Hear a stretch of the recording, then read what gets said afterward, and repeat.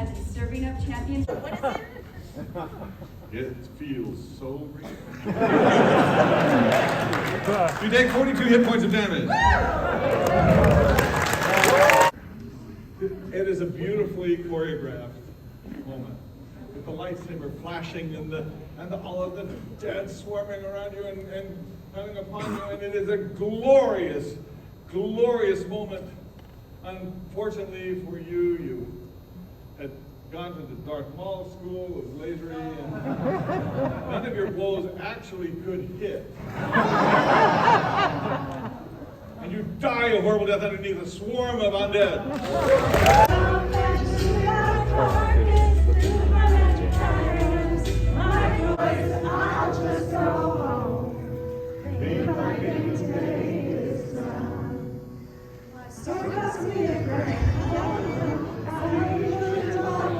It's for so much less now that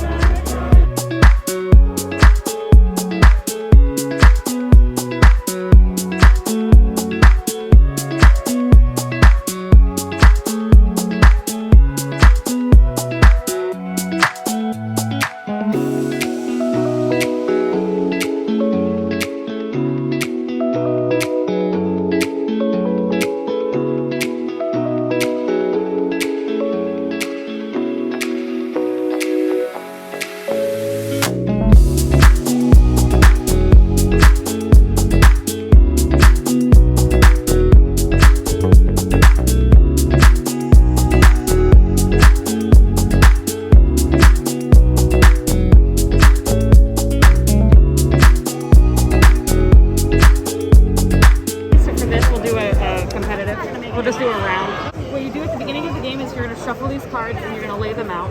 They're going to correlate to the numbers and the way you place them. Yeah, and the clue giver has a card that it's secret to me that has numbers. So this is going to be like 5, which is large, 9, which is good, and then 2, which is move. So I'm going to associate each one of those words with one of the circles in the Venn diagram. And then I'm going to go through these cards and I'm going to find cards and art that I think will tell you what the word is.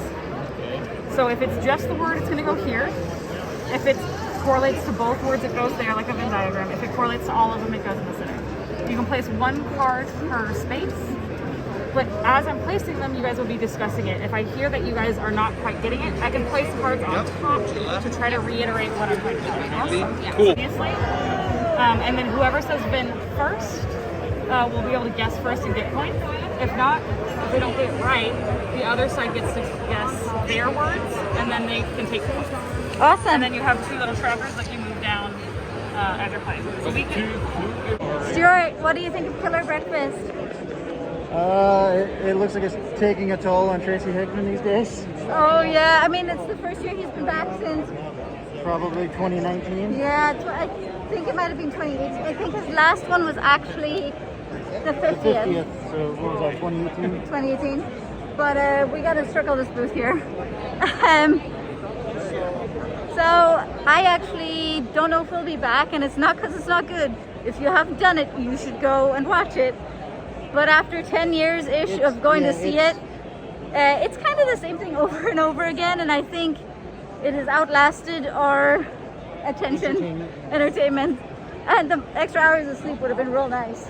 Yeah, I was about to say, it's great for newbies, but if you've seen it like 10 or 12 times. We're gonna go check out Paint the Roses by North Star Games.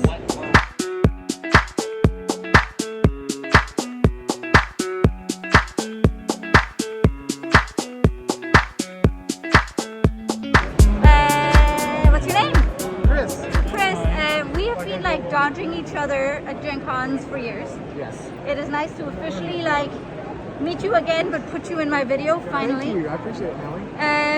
Why are you coming? Why do you come to Gen Con? For what reason do you like? Well, I'm a gamer, but I also am a demo agent for Catalyst Game Labs. So I come here to work and do tournaments and all kind of fun stuff. What kind of things are you demoing at Catalyst? Well, right now we're doing a Kickstarter for Leviathans. It's been about 10 years, but we're always demoing BattleTech, and I'm helping with tournaments, running tournaments for Battletech. What if you could tell these people, if they're going to see this video early tomorrow and they've got one thing left to do tomorrow and they want to check out Catalyst, what should they go do? Go buy the Battletech Kickstarter stuff. Go buy all of our starter boxes. It's a great way to get in. Battletech's been around for a long, long time. Awesome. And come outside and see our huge urban mech. It's so cool. I've shown it a couple of times. It's awesome. You want to do some shout outs? Sure. I'd love to say shout out to all my grandkids and all my family. Hope you guys are having fun. That is so cute. Hi, all of the grandkids and family too. I wish you were here. Bye. Bye. So we didn't get to see much because we are in a rush. I got an event at the Crown Plaza in like 5 minutes. But I ended up picking up Ven.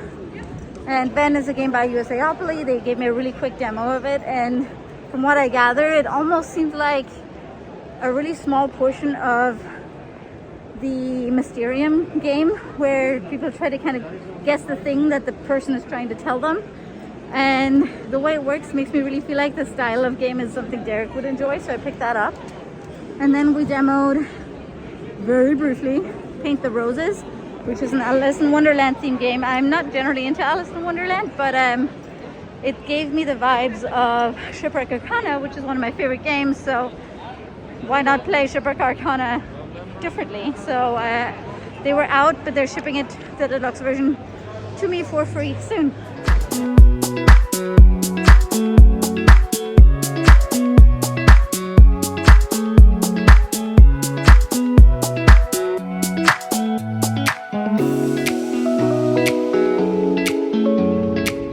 So we just did an escape room in the Crown Plaza.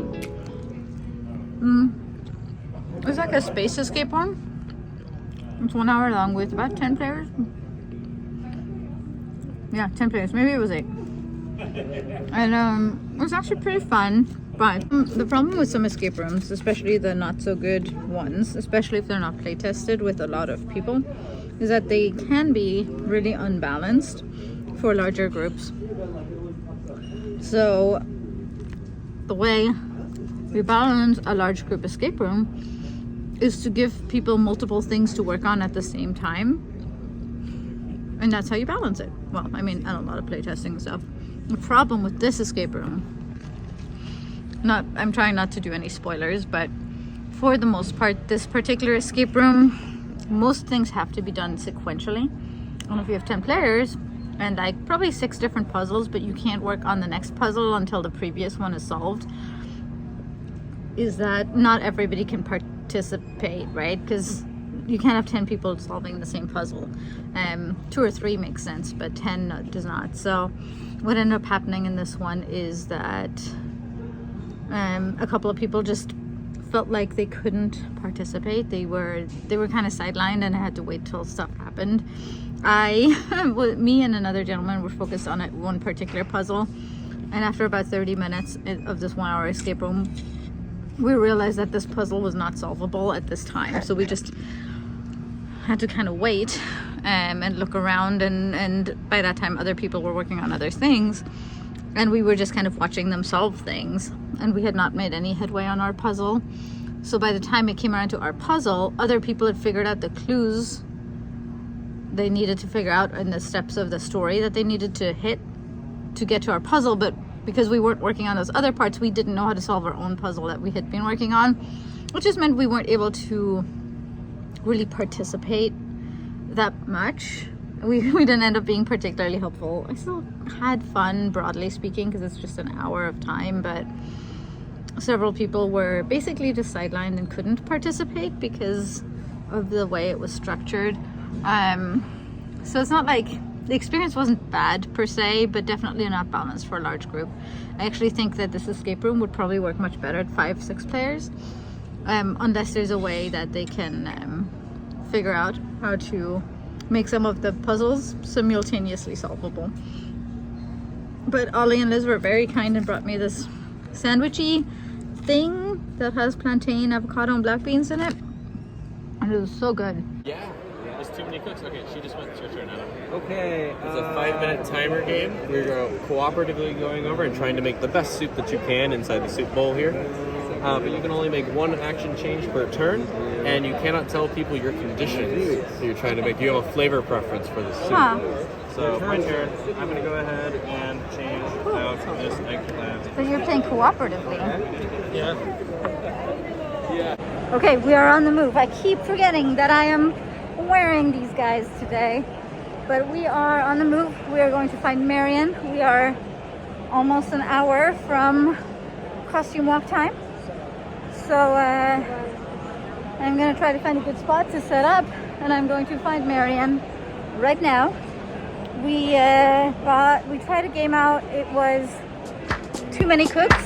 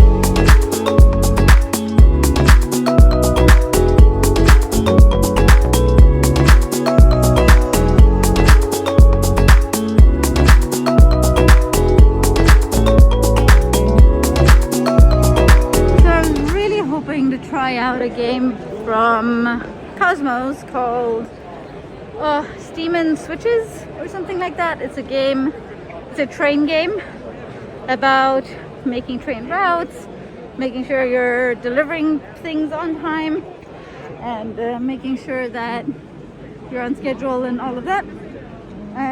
But it turns out they didn't bring it to the convention, or it didn't arrive in time. So they have a copy that you can demo out in the event hall. And it's a 2 to 4 player game, I think, so I need to find somebody else to play with me. So as soon as I can find another player, we'll head out there and we'll do that. Yes, read it. Together? What's that mean? What do you think of, what was it? Switch and Signal? What did you think of Switch and Signal? I don't know. I had 4 rules readers. I'm not even sure they played the game right. What did you think of it? I mean, other than that, it was interesting. What did you think, Sawada? It was a lot of fun. Would you buy it?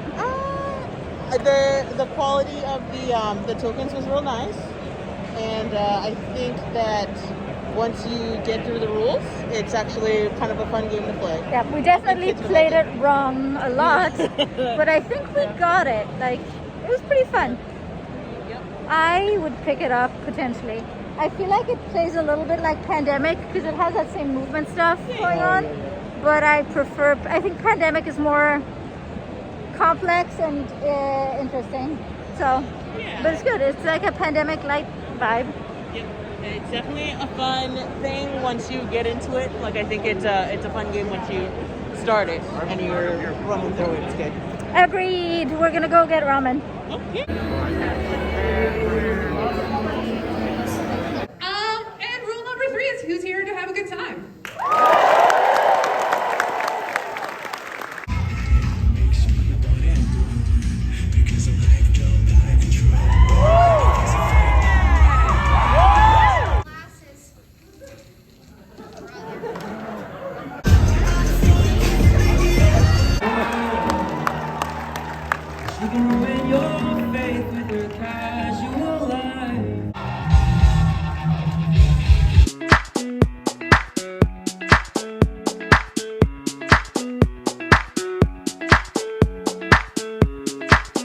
This is the least flattering angle of us, babe. We both look like thumbs. Well, you look kind of cute over there. But look at me. Well, I just edited my video and realized that I really barely talked in it. So it is what time? 2:38. 2:38, which means instead of 4 hours of sleep, I could get maybe 5 or 6. So today was really good. I got to try out like basically a round of the Venn game. I got to watch people play Too Many Cooks and the Paint the Roses games, and I picked all of those up, so that's fun. And then Swada and Stuart and I learned how to play Steamed and Switches, just rails and switches. Switches and signals. Switches and signals. How do I not remember this? That was really fun. It was just fun to learn a game and try something different. We did the escape room, which was not that fun, but only lasted an hour, so that wasn't so bad. And then ending the night with burlesque was great. I can barely keep my eyes open. I slept 3-4 hours last night. After editing, I finished editing at 4. I just couldn't really sleep properly after that.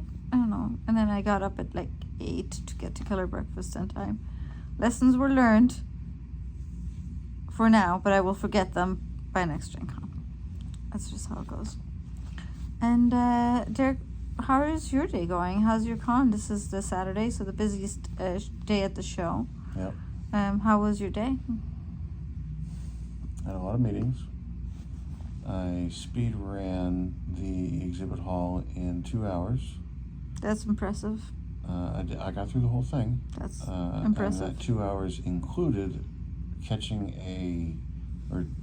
detaining a shoplifter long enough for security to come and deal with them in a permanent manner. And then I had a lot of meetings. And I didn't eat forever. You had ramen? And How was your ramen? It was pretty good. Okay. I think the shrimp tempura. Shumai or something? I don't know, shrimp tempura or something. It was something weird. It was good. And then I got to see Fortunate Horse folks do Oh These Stars of Space live show, which was pretty fun. Much of the cast of Rude Tales of Magic is in Oh These Stars of Space, but it's a Lasers and Feelings game run by one of the players. And I missed the Rude Tales of Magic performance, so I wanted to make sure that I stopped in and said hi to them. And I did, even though they didn't recognize me until the end of the show. Aw. What was that the highlight of your day, or what was the highlight of your day? You were the highlight of my day. Okay, well, let's skip that part. Oh my gosh. Sure. saying hi to those guys, saying hi to the these stars of space guys was the highlight of the day. Good. I'm glad that you had a good day then. Yep. Tomorrow's Sunday. How do you feel about it? I am distraught and sad that Gen Con is almost over. Oh God. I know. I've been saying that since Wednesday. I am fully aware. I think I'm too tired to say any more things. But now you can start looking forward to next year's Gen Con. That's what I do. No, that won't happen for. I've already started planning things that I want to do. Are you kidding? Yeah. Like, how the fuck else do you think I'm going to do my job? I mean, that's why you get paid the big bucks. Yeah. Yeah, the big bucks. Okay, we gotta go to bed. It's too late, and this is the last clip I need. So, good night, everybody. See you tomorrow, and make sure you say hi to Derek, and thank him for throwing the best Gen Con ever, and tell him how awesome his hair is, and that he did a great job, because we love him a lot. But remember to like and subscribe, and smash that subscribe like button, and destroy it with your clicks, and obliterate the base. I gotta stop you.